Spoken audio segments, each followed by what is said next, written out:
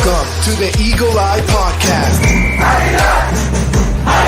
The #1 show to bring you all things Club America in English. Oh, what a strike! Club America! Your hosts for today are Ivan Pineda, Cristian Rosendo, Alexis Juarez, and everyone's favorite cowboy, Dylan Jimenez. Goal! Now let's hit the field and start the show. America! Hello, ladies and gentlemen. Welcome back to another episode of the Eagle Eye Podcast. Today, we're here to break everything down in regards to the Liguilla. We're in the playoffs, and we're looking ahead into the quarterfinals. And joining me today, as always, is my co-host from Brooklyn. It is none other than Mr. AJ himself, a.k.a. Young Arnie. How are we, my friend? Doing good. Did some exercise today, as always. So, got to keep the grind going. Never stops. And I'm here. I am ready to talk everything Club America. Definitely.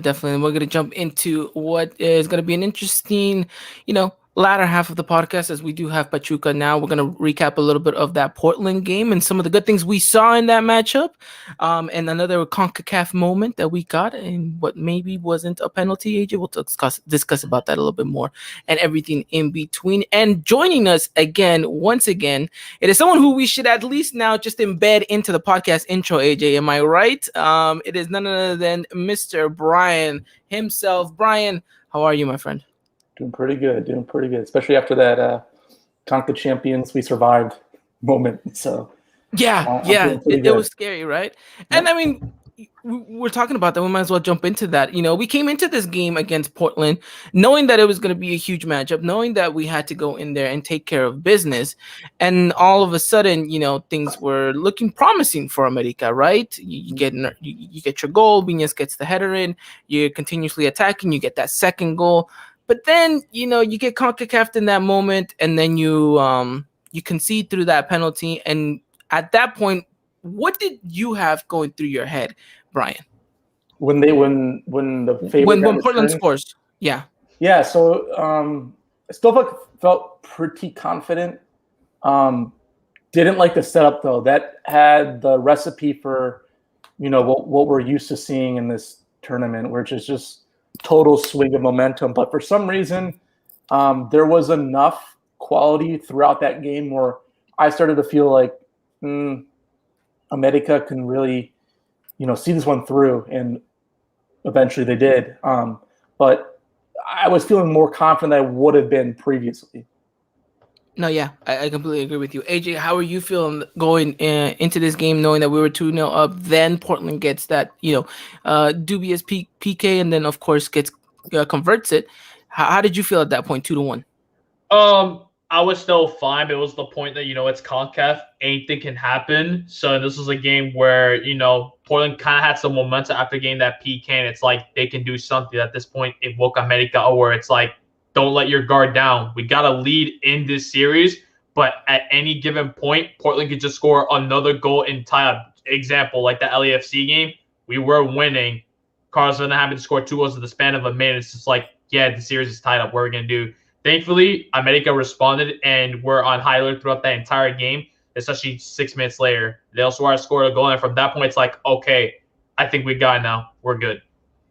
Yeah. No, yeah, I completely agree with you on that aspect. And I think, Brian, we talked a little bit on halftime through DMs, and, we were up by 1 only at that point. But I think the message was clear. What me and you said was we have to go out there and score more goals, right? We can't get comfortable with this kind of 1-0 advantage. And AJ said that I mentioned to you under Solari's era, we haven't really seen an America side really, take a 2, 3, 4 goal lead really under his tenure. And I said that has to kind of be the difference maker in this game, because against this Portland side, yes, maybe you have a lot going for you, especially being at home and the altitude and whatever, but you still can't discount them, right? They have players that have played in types of games like this, and players that want to go up against America.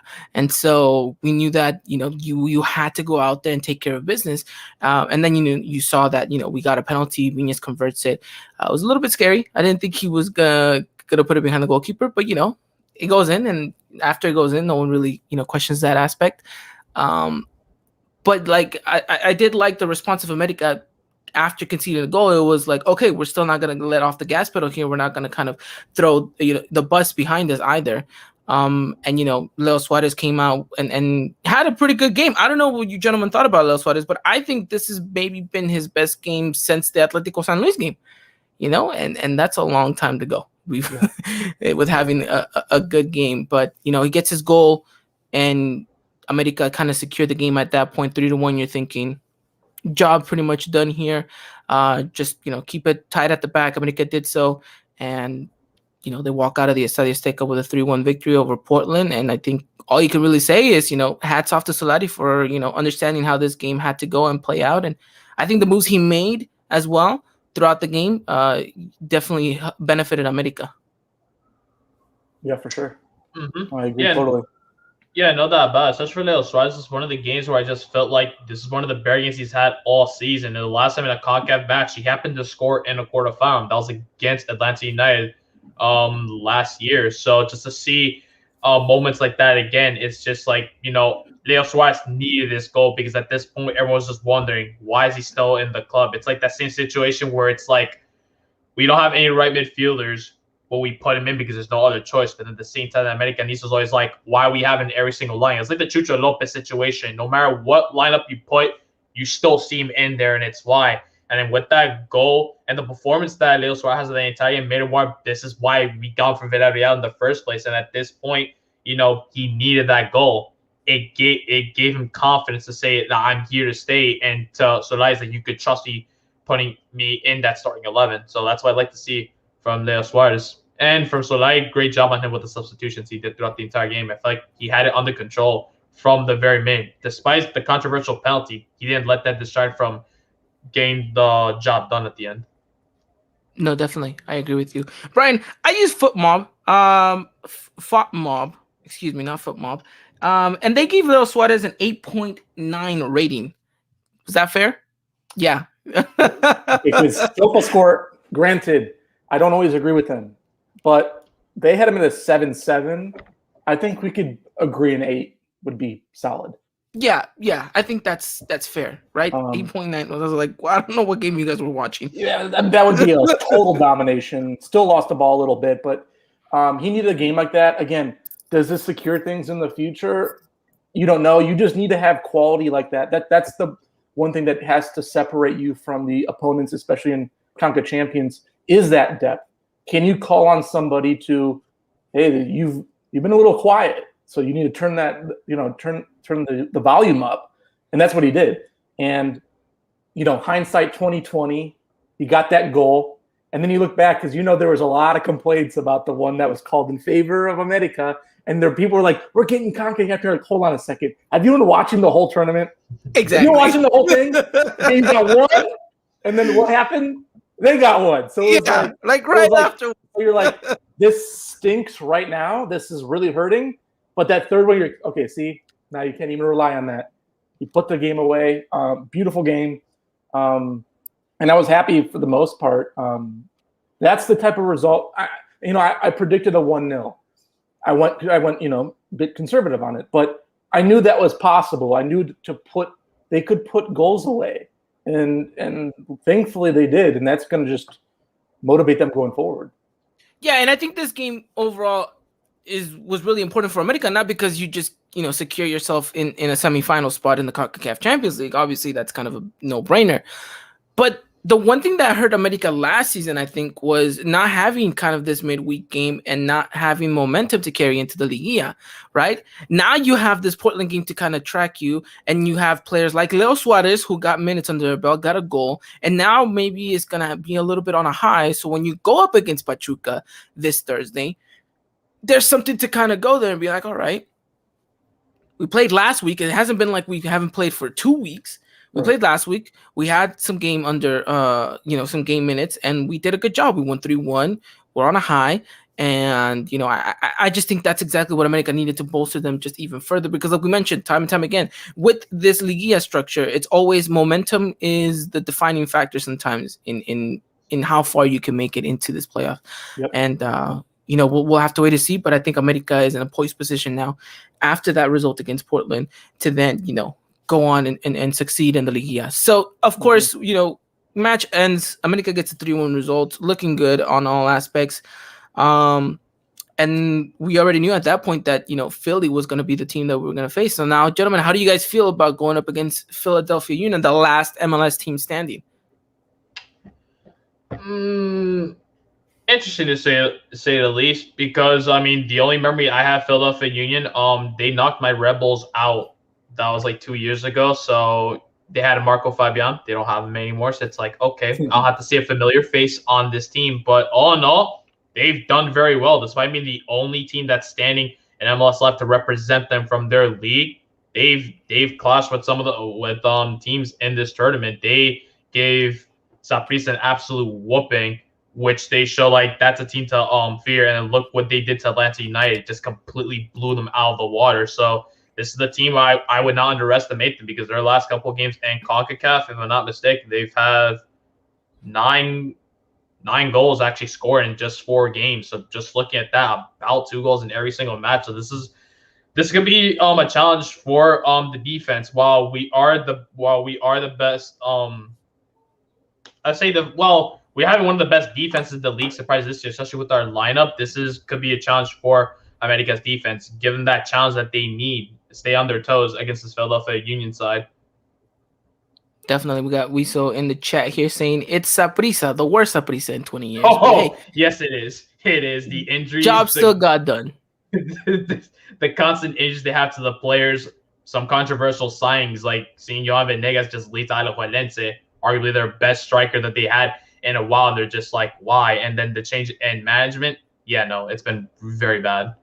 As you guys know, AJ studies a lot of Costa Rican football. If you guys haven't already gotten the hint there. But Brian, look, how you feel about Philadelphia Union? And it's an odd thing because we don't face them until August. So, worlds apart, really. I mean, a lot can happen within that time span. I mean, Chicago Fire saying they were top of the league last year too in MLS. And yes, they have had some traction going.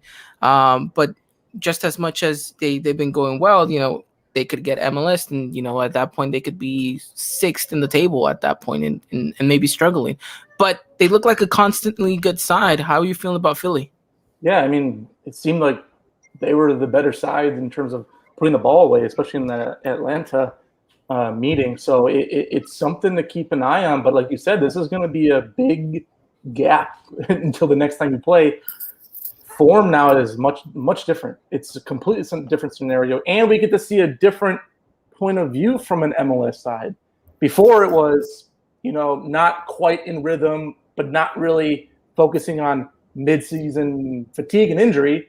Now you get pushed to, that's going to be your big focus on pushing for an important part of your season. So it's like, what are they going to be able to do in that point in time? And then what is America going to look like heading into that? That's just such a big question mark. But if they were to play this Thursday or, next week, I would feel confident, but you can't sleep on a team like that because they can put the ball away. Definitely. And I think you mentioned something interesting right there. They're going to be in the mix of their season. America is going to be barely starting theirs. So, I mean, questions about, whether or not some of these players that played against Portland will be even featuring against, Philly. That's going to be an interesting thing to factor in as well. But for the most part, America gets Philly into the semifinals. We'll kind of cross that bridge when we get there. And I think, we all want to see America make it into the final. And whether or not we get Rayados or Cruz Azul, that's a whole different story. But either way, you got to play who's in front of you, right? That's all you can do. And so we'll have to see what America does. We saw again in the chat saying, always fun listening, boys. Keep it up, America, to win it all. Make sure Memo gets to face Chelsea. That is if Chelsea gets past Manchester City. They gotta play first. I was like, I don't know if Chelsea gets past City. If America got to do what Monterrey and Tigre didn't do, that would be pretty special. That would be really special. And I like our odds against Chelsea. I don't know. That's just we'll me. See who joins on. It's still, that's again, you have to win first, but obviously, right? Can't get ahead. You got to just focus on Philly first, and then if the glory road is down ahead with Chelsea, well, then the glory road is down ahead with Chelsea. But all right, gentlemen, that pretty much wraps up CCL for right now. Like we mentioned, big gap in between, and whenever that gap comes closing down, we can breathe a little bit. Yeah, we can breathe a little bit. Yeah, exactly. Yeah, but we can't breathe too much yet, Brian, because we have playoffs now. We have Liguilla, and now the main focus, because like you mentioned, AJ, Santiago Baños' real focus is always been the league. The CONCACAF Champions League was just a little rec league that he wanted to kind of have his players just play in the meantime. We're gonna talk Liguilla right now. We're gonna talk all things Pachuca and get you guys caught up, ready for a game on Thursday and Sunday. But beforehand, AJ, we have a bit of Coapa news, but beforehand, I want to remind everyone that today's episode is brought to you guys by Foot Cult. If you guys haven't done so already, make sure you guys go check out footcult.com. Use the discount code EEP at checkout to get 10% off all Foot Cult products. And, of course, you guys can pre-order this amazing, beautiful jersey on your screen right now. Get 10% off. It is a beauty. We just dropped it 2 weeks ago, and it's definitely just, I don't know, AJ, how can you describe it?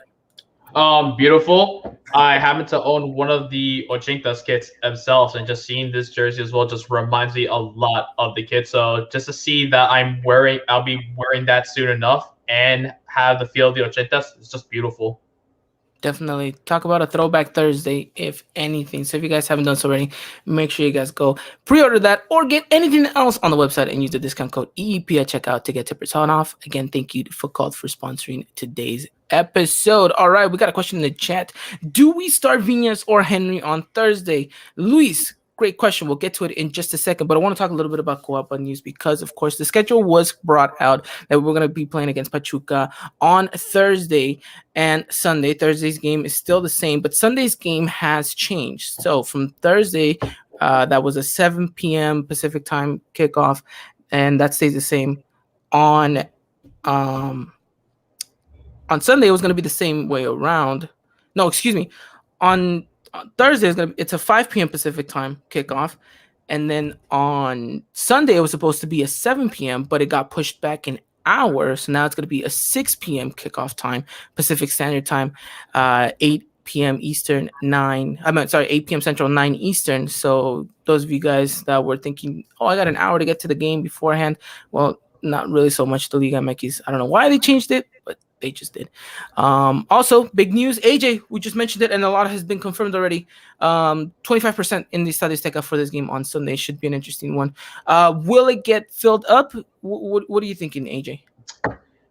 Man, I don't want to be even roasting my team right now in the Saints, but I feel like that feels almost like I mentioned in our group chat. That's like the same amount we usually fill at the Azteca, because now I think we can't even fill it up as much. But to see 25% though, considering what Mexico City has gone through with COVID, considering it was an area that was really bad, I mean, it's for them. It's their turn now to test, see how it is. They will be putting the 6 feet rule for everyone to just social distance, have the mask on during the match. I mean, it's exciting to see. We'll finally get to see some football being played at the Azteca with fans. So I'm actually genuinely excited to see this. Especially, this is something for America. What a better way to start off the Liguilla. You're with having fans over there, well, when they go play at home. So it'd be nice for them. And it's great for the fans as well. They finally get to see Club America. They're the biggest team in Mexico, play at the biggest stadium in Mexico. I would say the biggest stadium in our region, in CONCACAF. All right. Brian, how are you feeling? 25% of people in the Estadio Azteca. It'll be interesting. Obviously, we've had a few examples of teams testing this ability to at least slowly introduce players fans during the game. I think it can be successful, and I mean that's still a nice chunk of people to witness the game. I think they could pull it off with few hiccups. So it's something exciting, and you hope it does go smoothly. And I think there's that possibility. And again, changes the atmosphere. Now it's we're starting to feel like, more than a year ago. So a little bit of positivity. So So hopefully it goes smoothly. Look, I'm just happy that we're no longer going to be having that terrible Tudene fans, like the virtual. Oh, I remember that. Goodness. That was. And the weird on Fox, they were really weird again in the Portland game with the fan noise. They have fans in the stadium.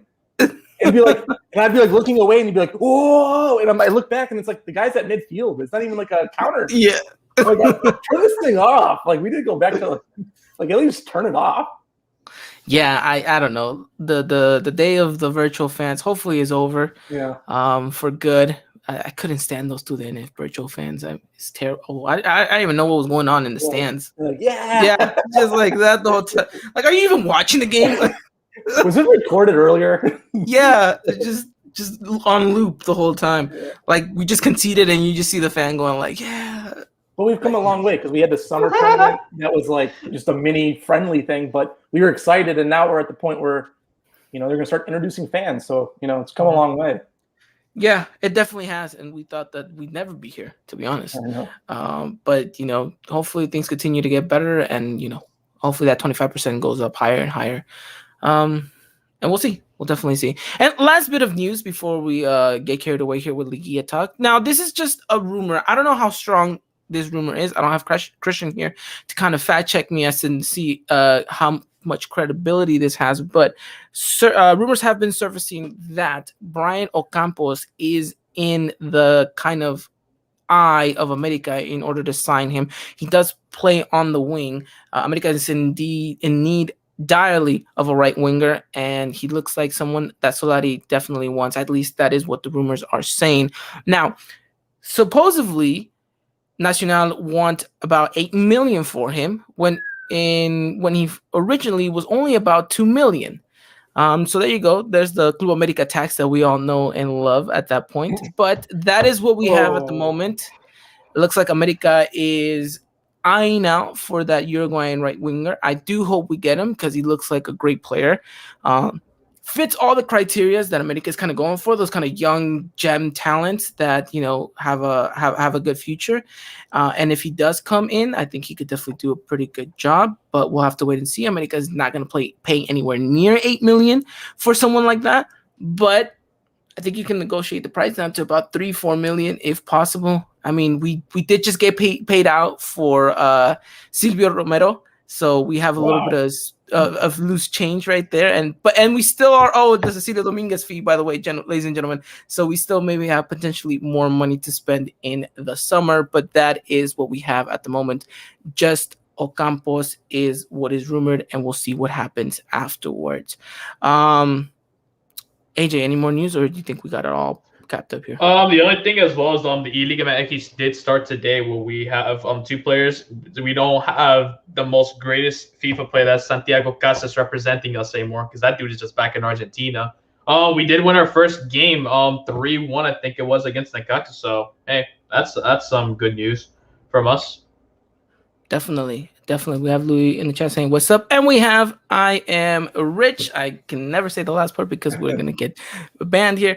But he's like, what's his FIFA 21 rating? His FIFA 21 rating is a 70 overall, but he has a potential of a 77. And if anyone knows the potential glitch on FIFA, he can skyrocket way past 85.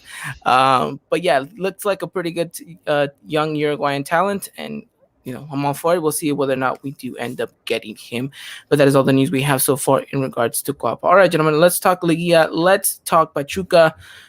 America will start off the Liguilla run in Hidalgo on Thursday. It's going to be a 5 p.m. Pacific time, 7 p.m. Central, and 8 o'clock Eastern kickoff game for us. Gentlemen, I was reading somewhere online that someone said that out of all of the teams that America could have faced, Pachuca potentially was the toughest opponent that they could have gotten. What is your take on that, Brian? I don't know if toughest, but definitely the way they've unfolded, especially with that last game we just saw. When they caught fire, they really caught fire, and that is concerning because in the first half I didn't think they were overall that impressive. But I don't know if I would say the hardest team to play, but this is nothing. This is no pushover team. That doesn't mean like once that game starts, form, everything in the past this season's out the window.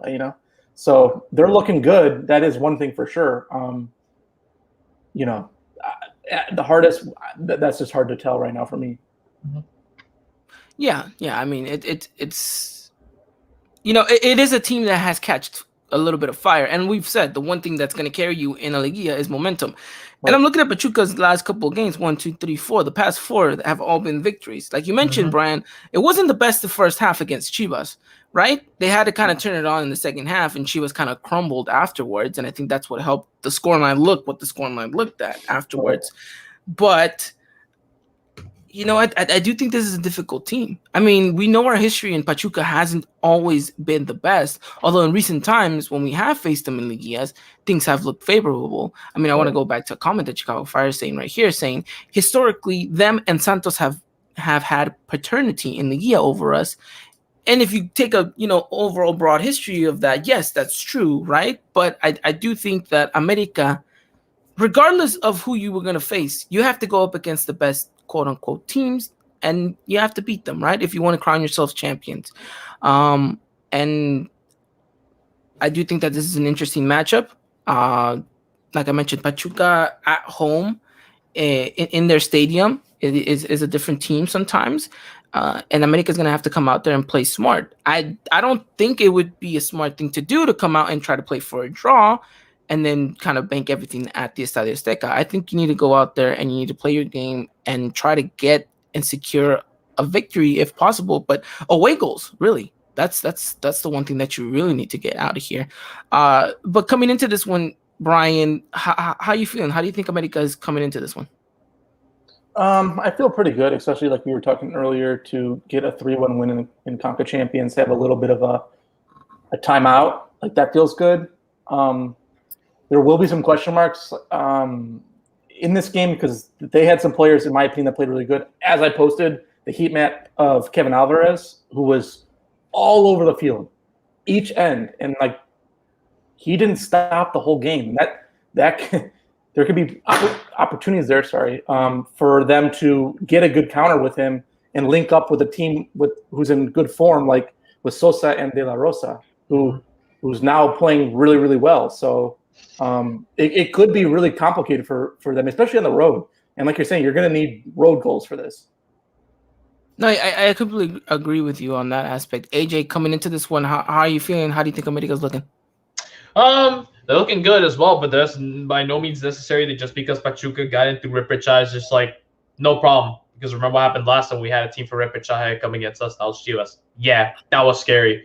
With Pachuca on hand, they've been looking good. 11 goals in their past 4 games, and in their last 2 games, particularly against San Luis and against Chivas, 9 of those goals were scored. And the way they've been looking, like Brian mentioned, players like Ismael Sosa, Roberto De La Rosa, those guys are on fire. Kevin Alvarez, and then even Oscar Murillo, just what he did to Guadalajara, it felt like no one marked them. And mentioning about marking players, that's something that America has struggled with in the past when it comes off of set pieces. So letting a guy like that, if you let him get in the air, no one marks him, just like we did against Chivas, we could particularly get punished because of that. But going into this game, like we're in good form. We defeated Portland Timbers. We don't have to worry about the Conca champs now until August. Now let's get ready for the big thing, which is the Liguilla. And the ultimate goal at the end of the day, we're trying to go get that 14th title. And for a team against Pachuca, that's going to be an interesting game for America to get themselves in. So all in all, I'm ready for it. I can't wait to see what these two teams are going to bring to each other on Thursday. It's going to be a real test to Solari as well, right? His first Liguilla, and I mean, he's already kind of showcased that he can do some really good stuff with America. I mean, his first semester here, and look, 38 points, looking really good. And obviously, we all know it should have been 41, but one wrong player can lead to 3 points. So, well, hopefully everyone's marked down properly in this one. Yeah. But I do think that what Brian mentioned is important to kind of take is that I think Pachuca does have some very good individual talent, but I do think that they rely on it heavily. And I think that if America is able to shut down some of those avenues to get those players the ball, then I think America can dominate the game how they want to. And I think that's the most important thing about this matchup is that Solari comes into this one and says, okay, we're going to go into the Estadio Hidalgo and we're going to play our game. We're not going to let them come to us. We're going to take the game to them. We know that this is a team that wants to play with the ball more. We want to have the ball. We want to move it around, and we want to dictate the tempo, right? Kind of like we did against Portland. We kind of set the tone of the match, and it's up to Pachuca to try to see if they can match that intensity, match that level. And I think that will be important for Solari and the players to do so. The only thing that does worry me is those aerial duel battles that you mentioned, AJ.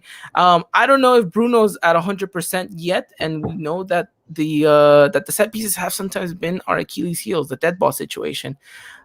So I think that's the one avenue that Pachuca is going to try to exploit, and we're going to have to wait and see. But if we can control the midfield, right, I don't think we run into too many risks. If you have a player like Pedro Aquino kind of holding it down, being the anchor of the team, and Richard Sanchez really exploding and being kind of more of a creative midfielder, and not to even mention what Fidalgo most likely is going to be capable of doing, I think that America is in a really good position. Now I want to lead to the question that we had from Lewis in the beginning: is do we start Viñas or Henry on Thursday? AJ, who you going with? I got myself Viñas going in this match. I just feel like just because the momentum he was carrying over from Conca Champs in his good form that he's been having, I feel like by no doubt you have to start Federico Viñas. Yes, we know Henry in the he did happen to get a goal against Pumas, but that doesn't necessarily mean he scored one goal, let's start him. No, you might as well not bench the player that has been going on a hot streak at the moment. So I go with Viñas over Henry in this case. Interesting, Brian. Yeah, I think I agree. We needed Viñas to get a goal against Portland, and he did. You can see that that rhythm he's feeling right now. I think you just got to keep it going. To be honest, that's just my personal opinion. He's got plenty of quality to do so. So I'd be perfectly fine with him in up front.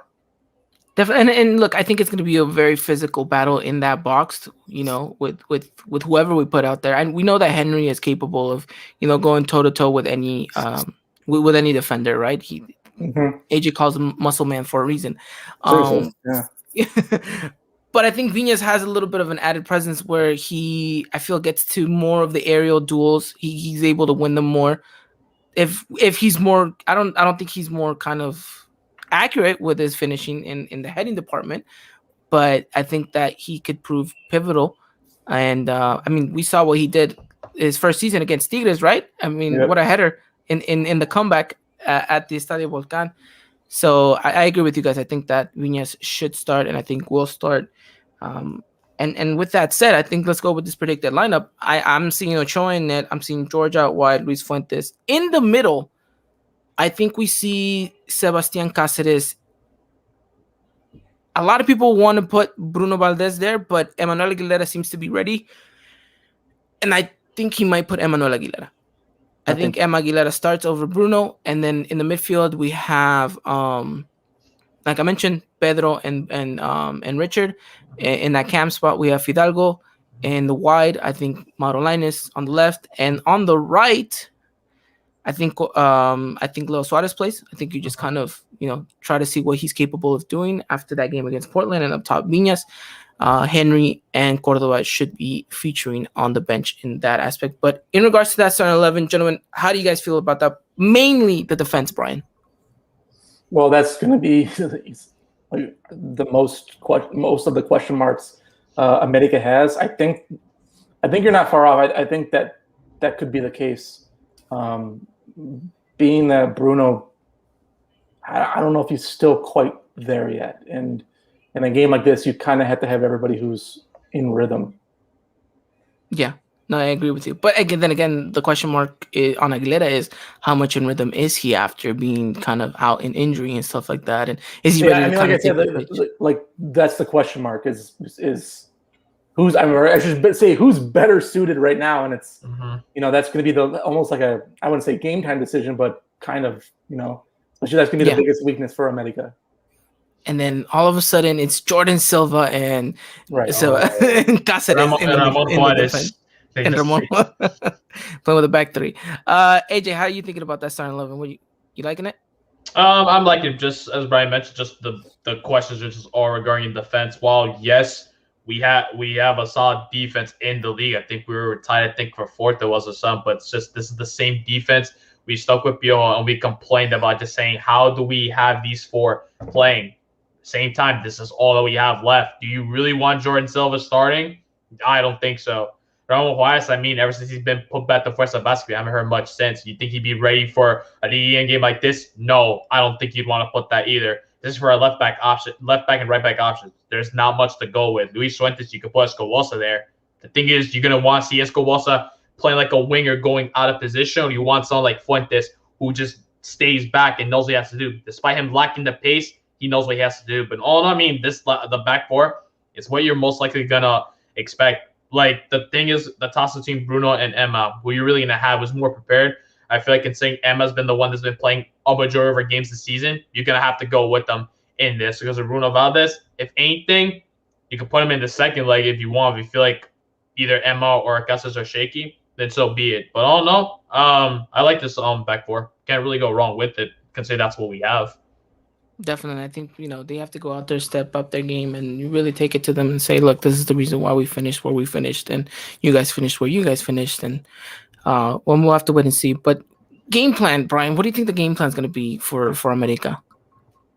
Well, kind of like we touched on earlier, you want to make it more comfortable for yourself heading the next leg. And I think there's going to be a bit of an aggressive feel. Not too much, but I think they're going to try to dominate as much as they can in that midfield and really just, impose their presence on Pachuca as much as they can and kind of take away that, that rhythm that they're feeling right now. Because there is just a lot of quality with America, specifically in that midfield. So I think they're going to be more aggressive than, some might think, because I think getting those goals early is going to set them up pretty good moving the next leg. No, yeah, I agree with you. I completely agree with you. AJ, if you had to pick out one player to stand out from this game for America that needs to kind of be, quote unquote, the hero of the match, who you putting? I want to go with Pedro Aquino, actually. It's just the midfield, knowing how Pachuca has just been hot on the counterattack. And when having a lot to say, I feel like Pedro Aquino is going to have to be the one to make sure that none of those attackers or midfielders are going to try to get pass by him, if anything. I just like there are games where I feel like if we did not have Pedro Aquino just anchoring that midfield, being that center defensive mid that we need, I felt like a lot of midfielders would just be blowing right past by us, and then at that point we just have to rely on defense and hope they can recover the ball, slide side, whatever they got to do. So I think for Aquino in this case, he's gonna definitely be the player for me to look out for on this upcoming match on Thursday. I agree with you. I think he needs to be the anchor, and if he can kind of, have the game that we all expect him to have, then I don't think Pachuca really gets too much things going in the counterattack. They'll have to be a little bit more creative in that aspect. But who knows? Maybe that's why Pedro Aquino got that new hairdo that, Ochoa definitely did not like. Maybe it's to scare a couple of the Pachuca players off. So we'll have to wait to see. Brian, who's your kind of go-to man for this game? I was a bit torn between Fidalgo and Leo. But if Leo is coming off a game where you looked, one rating system said 8.9 and one was 8, I want to see if he can carry that because we've all had kind of a bit of criticism where, yeah, he moves really quick on the ball, but the production's lacking. And the reason why I was going to say Fidalgo is he's kind of had that too, where it's a lot of, growth with the control, with his own tempo in the game and change of direction. I think he's done really well, but he still hasn't gotten, one of those games where you're like, wow, that was it. That was the MVP. But he's been, good. He's been a great addition. But but like we were saying, it's going to have to be Leo because to have that game he just had, can he do it again? And this would be his opportunity. I agree with you. I think that Leo has to have a huge game. And I'm going to go with Fidalgo now that you mentioned him. I think that if he can step up and be kind of that talisman that everyone wants him to be, right? Because you come from Spain, you always kind of have that a little bit of added pressure. Like, oh, you're from Europe, so, you should kind of, be that one player, right? So I think you're right, Brian. There are some comparisons that we can draw between Leo and Fidalgo, but the difference is that one just arrived to the league. The other one's had well over a year in the team, right? So one should definitely be carrying more weight than the other. Right. But if both of them could do a pretty good job and we have a really good synced midfield, then I don't see how we can't go wrong in that. I do want to make sure that America takes their chances, right? I feel like we just don't, and that's the one thing that's been frustrating me all season long is that this America side, there was games where we could have won easily 3-0, but we ended up winning 1-0. And we put ourselves kind of in that kind of squeaky bum time situation at the end when it was just like, well, are we going to draw this game because we didn't take our chances earlier in the game? Right. So I think that America needs to be as clinical as possible. And I think you're right. Having someone that's a bit on a hot streak like Nunez and maybe bringing on a Henry who's trying to get back on that streak could be kind of beneficial for America. But look, I'm saying is make the chances, but take them, finish them, because then that's also how you avoid Pachuca from getting you on a counters if you finish all your chances. So, I don't know. We'll have to wait and see. But prediction for the first leg, gentlemen. Brian, I'll give it to you first. Well, I think it's going to be a pretty tough one. I'm going to go 1-1. 1-1. Okay. All right. Okay. AJ? I'll go 2-1 in this one. Add another goal. This time for America. 2-1 for America. Okay, I like it. I'm gonna be as optimistic as I can be on this, and I'm gonna go with a 1-0 victory, a clean sheet, an away goal. Like, what more could you ask for, right? Well, more away goals, but I'm just gonna go with that. 1-0. America takes it to the Azteca, and then I think from there on, you kind of have to do your game, right? So in the second leg, what's the most important thing that you guys think America needs to do in order to close this game out? Right? Whether it's a 1-1, 2-1, 1-0, whatever the result may be, what's the one thing that America needs to do in the second half? The second leg in order to kind of, secure their ticket into the next round? I'm going to say do pretty much what you did with the Portland game, because to me, it came off like they were the ones that needed, to make up a deficit. And that's kind of how it felt, in my opinion.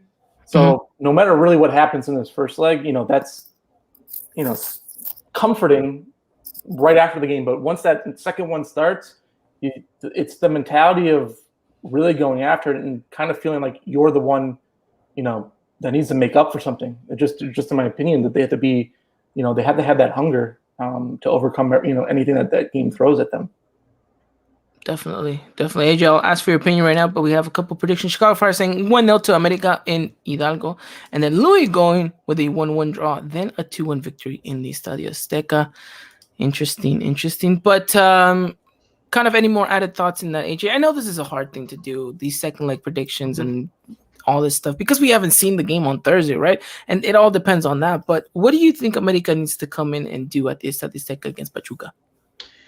It's just they'll have to just build up on their play from whatever they happen to do in that first game, continue building up in that second game. Whether if you're down a goal, you're up by a goal, a series is tied up, whatever that case may be, just continue bringing the game towards the opposition. At that point, at that second life, it's life or death at that point. You're going to move on to the next round, or you're going to be sent packing home, and that's not what you don't want. So at this point, America, just like what Brian said to Portland, just continue adding on to it, adding the momentum, whatever that we got going at this point. It's important. This second leg, it's everything at this point.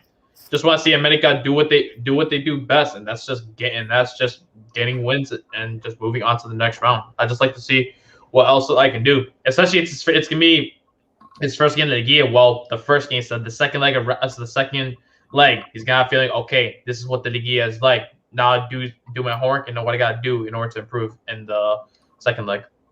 Yeah, Slotty, I mean, it's hard to not accept the fact that he's a very smart man when it comes to this sport, right? He understands, he's adapted himself very well into this league already. I think he kind of gets an understanding of where his team's best capable of succeeding and where his weakest links are.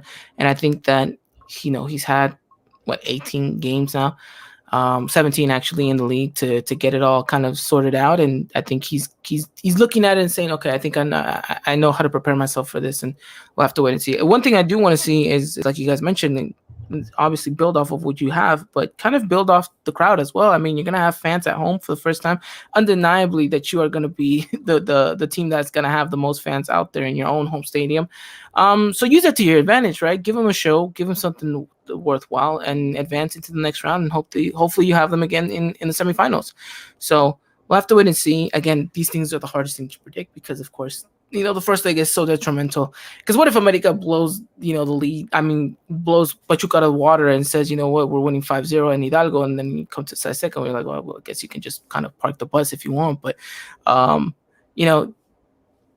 I just want to see an America side that is consistent, right? It's the one where we've always wanted to see is an America that's consistent. And slowly but surely we've seen that. Maybe we don't get a full 90 minutes consistency, but we get a good, 60 minutes at times, sometimes less, sometimes only one half. But I do think that's the one thing we want to avoid, a tale of two halves for this one, and just be as consistent as possible. So, gentlemen, if you had to put it all on the line, are we betting the house or are we betting the toilet, AJ, for this game against Pachuca? What is your second leg prediction? My second leg prediction, the score? I'll go 2-0 at home in this one, and let's bet the house. Sure. I'm all in it for betting the house. All right. We are betting the house in the Liguilla, and let's hope we have a house to come back to in the semifinals then. Brian, what is your prediction for the second leg? Well, I kind of what you said. I think actually having fans is going to be such a different feel that, whether it's a 1-0 or a 1-1, I think they will be able to turn things around. I think they could pull off a 3-1. A 3-1. I like it. I like a 3-1. I am gonna go with I'm gonna go with a 2-0. Kind of like AJ said. I'm going with a 2-0. Again, this is a team where I wish I could give the 3-0 prediction. I wish I could give the 4-0 prediction, like I, very widely do sometimes. But he's just under Solari. I haven't really seen that. And even though we finished as the best offensive team in the league, if you can believe that or not, we finished as the best offensive team in the league. Doesn't feel like it. How? I don't know. I don't know. But we know that this team can score goals. It's just a matter of refining your finishing, and hopefully they have that for the Liguilla. Hopefully all those chances they missed is because they were reserving them for the Liguilla. Sure, that's what I'm trying to tell myself week in and week out. So we'll have to wait and see. But I mean, let's see what happens here. Our beloved Cowboys saying 2-1 in the second leg. We're getting for I don't know. We're getting a lot of predictions that's saying 2 goals. I think there should also be some kind of clause in somebody's contract that says you scored 3, you get a bonus 2, and at that point he's like, okay, maybe he could give him all the requirements. I could do all his 3. That's just not me. No. If there's money involved in it, when he gets more on his payday, he's like, okay, maybe I'll motivate the players like, get me 3 goals, please. It's for a reason. Thank you. That'd be a nice clause to add if they ever do end up renewing Solari's contract. We have a Don Chingon 2 going with a 1-1. I don't know what his first prediction was, but hopefully it means that America advances. But still, it looks like an interesting matchup. Again, all these games live via TUDN, like I mentioned. Sunday, again, games have been changed back to 6:05 p.m. Pacific time, 8:05 Central, 9:05 Eastern time. And you guys can catch all of that on our Twitter, as well as we'll be keeping you guys minute by minute on Thursday and Sunday at Eagle Eye Podcast. You guys can go check that out. Brian, where can they find you on Twitter so they can check out all the cool video clips that you're going to be posting? I hope there's enough to post, but at Brian Carnicero on Twitter. And then, obviously, as you guys know, Foot Cult. So follow Foot Cult on Instagram and Twitter. So, yeah, you can find me there. Hopefully there's something to post or maybe something funny. Definitely. Something always happens. Brian's always got you covered with a great replay. I promise you guys on that aspect. I mean, they did much better with the cameraman. Remember, Brian, when we used to have to put the cameraman on blast? Yeah. That and a lot of replays in the middle of a play, and I don't know what is going on. I don't know who gets the green light to that, but that one that's atrocious. It is. Or the aquí y ahora, like the primer impacto stuff. Yeah. I'm just like, no. The screen is like this. You're yeah. like, Yeah. Like why do both screens have to be tiny? I don't get. That's the one thing I don't get. Like Primer Impacto doesn't take up the full screen. It's like a little small one too, and then the game's been reduced to a small screen as well. This is just a big gap of space of nothing. I mean, at least have an ad or something. Right. But no, yeah. I mean, we'll have to see. But we have a comment for Brian here. Quickest gifts equals Brian got you. Yes, he definitely does. Freddy Durant going with a 3-1 victory for America. And look, all we can hope for is that America gets the job done, moves on into the semis, and maybe kind of, gets that feeling or kind of makes us forget about Liguilla's past of last season under Miguel Herrera. And, hopefully under this Solari tenure, we have something to celebrate about. But hey, again, all of that comes down to Thursday and Sunday. Gentlemen, anything else to add on before we kind of wrap it all up here? No, I'm just ready for some Liguilla. Ready for some Liguilla. The Liguilla madness back. And America's in it. And hopefully we can win it. So we'll have to wait and see what happens there. But all right. Thank you to every single one of you guys that were out here. That does it for us. We'll be back next week to talk things all America aspect. We won't be here on Thursday because America is going to be playing. But hey, AJ, maybe they can catch us on Friday to talk and recap all things Lady Aguilas and how painful this season was. But hey, we'll talk more about that later on in the week. All right, then. You guys have a wonderful time. Stay safe out there. Again, follow us all on Twitter. Footcall, EY Podcast, Brian, AJ. Heck, if you want to follow me, do it. I don't even post that much, but when I do, it's mostly something random. Alrighty then, you guys have a wonderful time. You guys take care. Be safe. Wear your masks. And as always, arriba America. Good night. Ladies and gentlemen, this was another production of the Eagle Eye Podcast, the #1 source for all things Club America in English. Make sure to follow us on Twitter and Instagram at Eagle Eye Podcast and get all the latest news and coverage. And subscribe to our podcast